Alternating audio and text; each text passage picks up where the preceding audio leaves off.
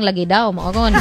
Dinitas pikas bahin mga higala unsa pod ang inyuhang ikasulti or nakakita na ba sila sa viral nga video unsa din nahitabo ato kagahapon Radyo Man Abi unsay naapod? Yes, kini mga kasama si First Lady Lisa Araneta Marcos no and si President Ferdinand Bongbong Marcos uban yang mga anak. Yes. Si Sandro Simon ug Vincent miadto sila sa Batak, Ilocos. Sa ilaha?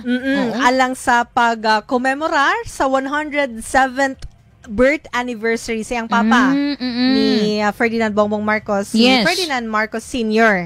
Late President po na din sa nasod, no? Human sa misa, sugikan makita man sa video mga kasama, nigawa sila sa simbahan sa Immaculate Conception Parish Church, padulong ang magtiayon sa formal nga seremonya.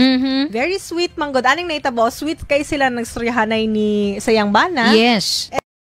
Wala siya kapansin nga daday guba nga parte sa maong dalan nga ilahang giagihan. Dili pantay.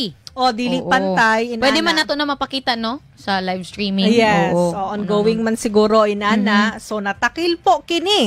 Pero kung makita po ba sa video nga somehow gitan-aw ni BBM, yung misis, yung medyo ni katawa siya, pero naka-assist siya, naka-assist gyud siya. Pero may na lang, wala gyud siya na, usamon gyud ba ka nang naano gyud sa salog, na nasa kalsada. Mauto ang nahitabo mga kasama. Kana lang pod kay, kabalo ba kaning mga Pinoy Radyo Man Abi, no? Nga, kani reality sa inyohang maghigala.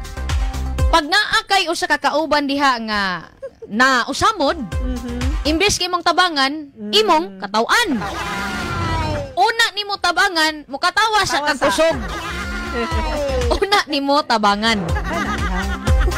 Gawas mo dato ka na mga komento Radyo Man Abi, naapoy mga nag-ingon nga naka-realize kag yun in tawon ang Marcos nga daghan pa kayo daw agianan nga angay ayo.